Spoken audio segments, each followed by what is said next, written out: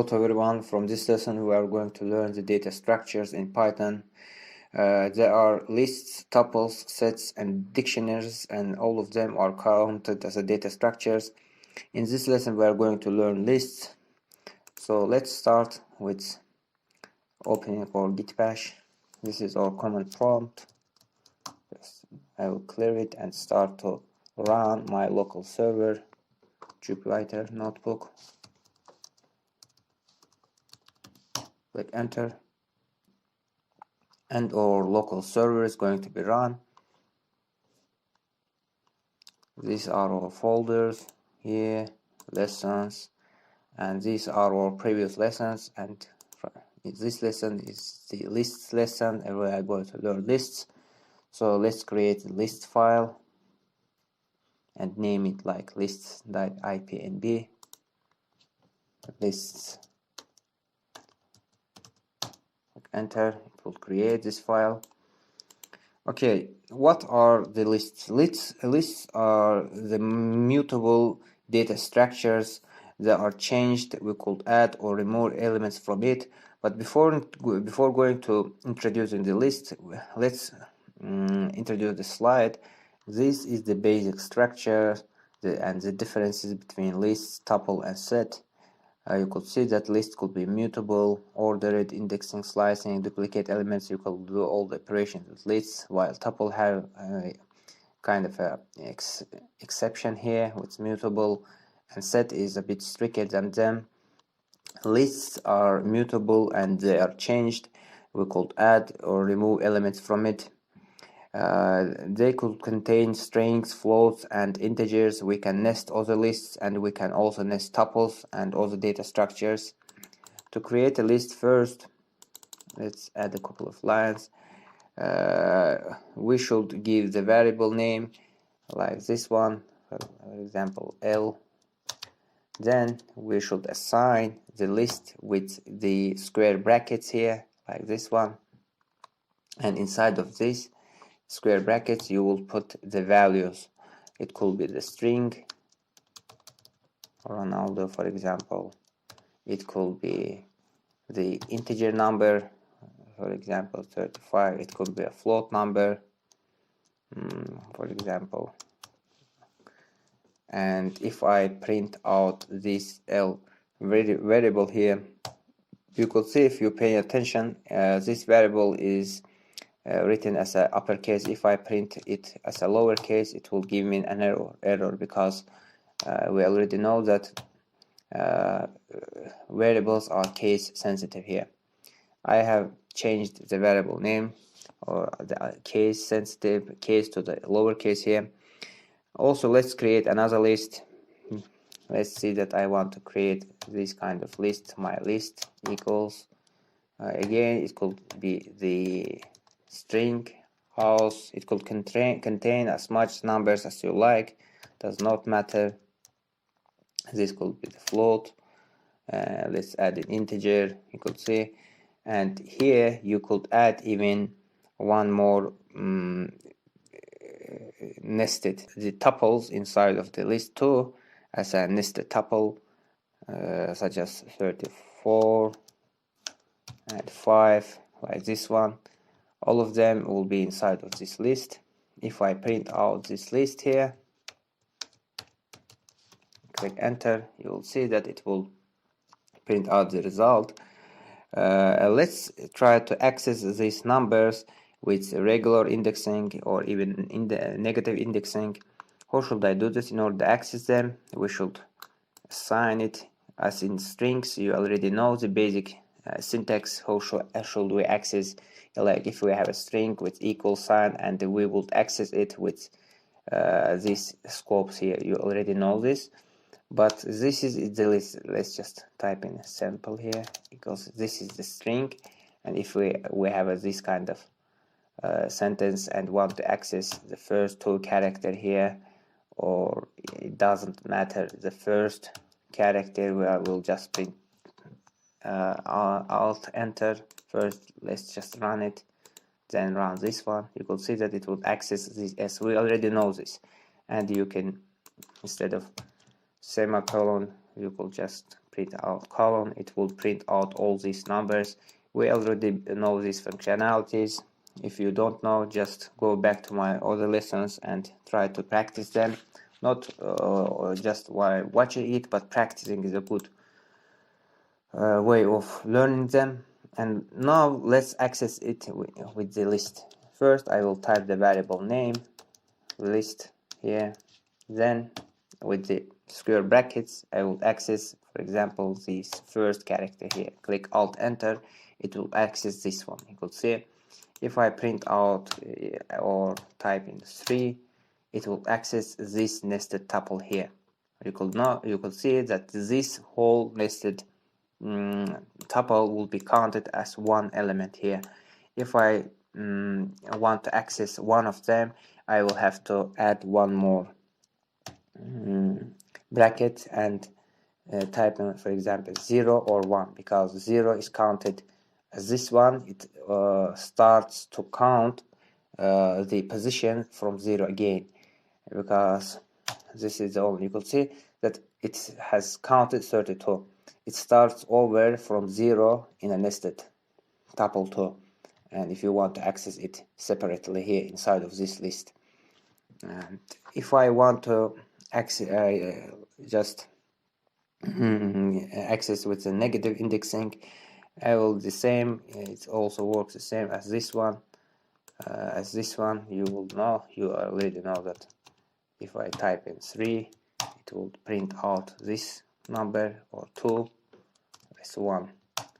But if I, instead of 1, you could see this one, 0, 1, 2, and this one will be 3.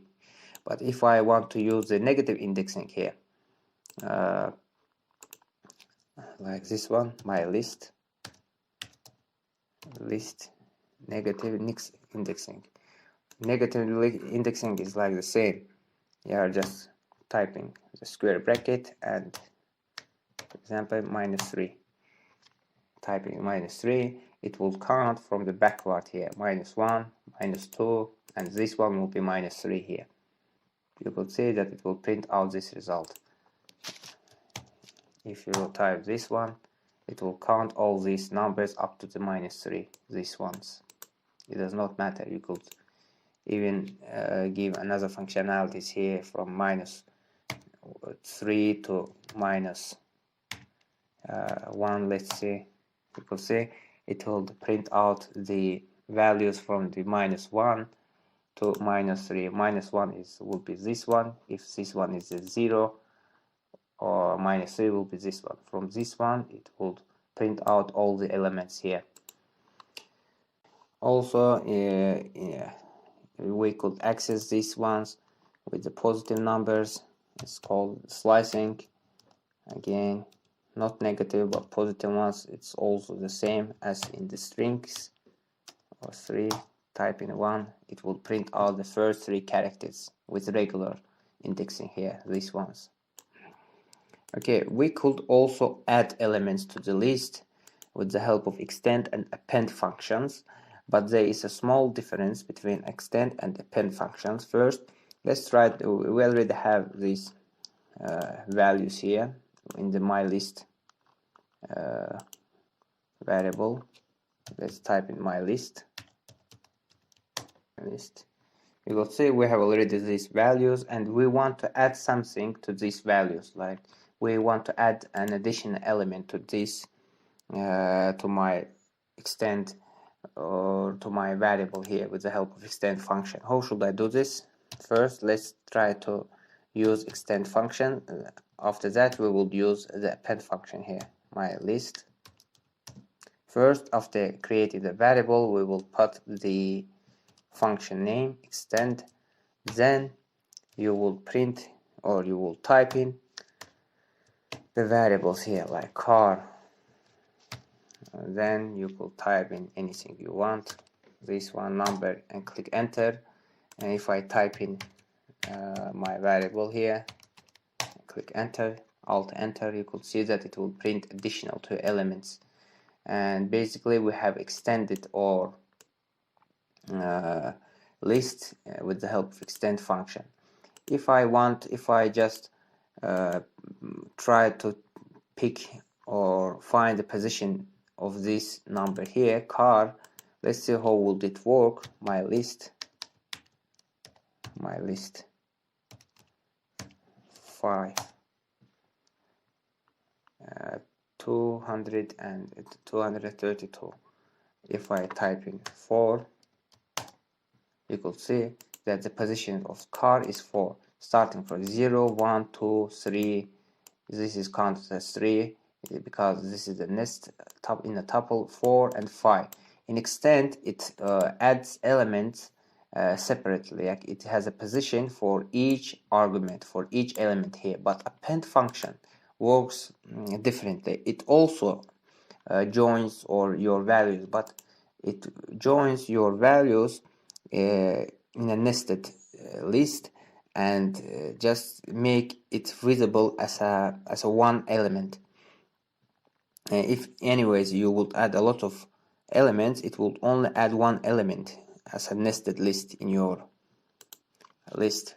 Let's try to it. My list, we already know the result of this. It basically has like 5 values here, but I want to append another 3 values here in join 3 values. How should I do this? First, my list, type in my list, function name, append, then I will open this parentheses, square brackets, and 3 values, 23, 34, 45, and if I click enter, maybe let's add one word too.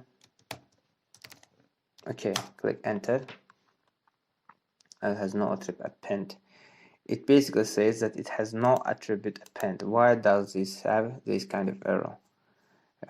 We want to create or append because it has a syntax error here. Instead of 2p, I have type 3p, and it has already joined these values. If we'll check my list here, click enter, you could see that it would add these whole elements as a nested list here, and this basically all these values would have one position here, one positional like statement here. This will be 0, 1st, 2nd, 3rd, 4th, 5th, and 6th. The whole, all these elements will be counted as a 6th here. As a improvement, if I want to access them with the 6th, you could say that it will just only add one element, and which is basically consists of as a nested list. It basically creates a list inside of a list, and you will be able to enter this list by adding square brackets and starting from here again, 0 or 1, does not matter here, like this one. It basically adds all these elements as one positional argument here. Also, we could change the element based on the index. How we should do this? In the list, we want to change something from here. I want to change the house to the grass, for example. How should I do this? Instead, in order to do this, I will just type in my list, and the positional, like the position of this argument or the element, which one we will like to change. I want to change this one. We have the 0 and equals, and now I will type in something like grass, for example. Grass.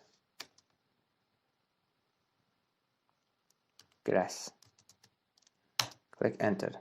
If I type in this variable again, the whole or values, you could see that it will automatically change the value of this item here. Okay, and now we could also delete from the list if you want, which one we would like to. We want to delete 0, 1st, 2nd, and 3rd element, this whole tuple. How we should do this? We are just typing the del function. Inside of the parentheses, we will type in my list variable, and the square brackets, the position what we want to delete and close the parentheses. 0, first, second, third element. We would want to delete. We already deleted it. If I print it out again and click enter, you'll see that it will delete this element here with the help of delete function. Okay, we can also combine them. Let's say that we have two lists here. The first one contains like 1 and F. The second one contains B contains 2, 3 and D, right? If I just, after running it, would plus A to B, click enter, it will extend it and combine all these elements here.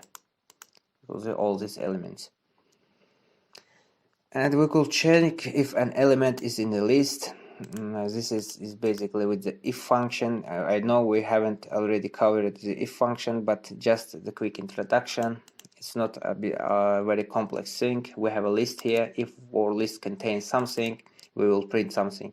For example, if we have a list here, and this list is going to be used, I will type in the function if maybe there is a word here, grass, right?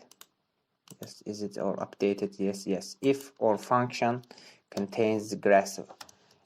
In order to check the element in a list, we will use in list, like this one. If grass is in the list, this grass is in the list, and list function is used, we will print out like yes, it is in the list, right? Otherwise else print no. Click enter. We have a type is not iterable. Why we have this error here? How could you say? Oh, sorry, this is not the list. This one should be my list instead of the list. This is not a list function. Instead of list, it should be my list, because I am checking the value inside of this variable here. This one. All these values are nested in this variable, and I'm checking if grass is in my list. Then print me this one, otherwise that one. And currently it is in the list. If I delete this grass here, just delete it, delete my list, and positional the 0, because this will be 0. Click run, and now it should print now. You can see that now if I print my list variable here, it is already being deleted. Yes, that's it for now. Thank you for watching this video. Subscribe to my channel. Have a good day. Bye.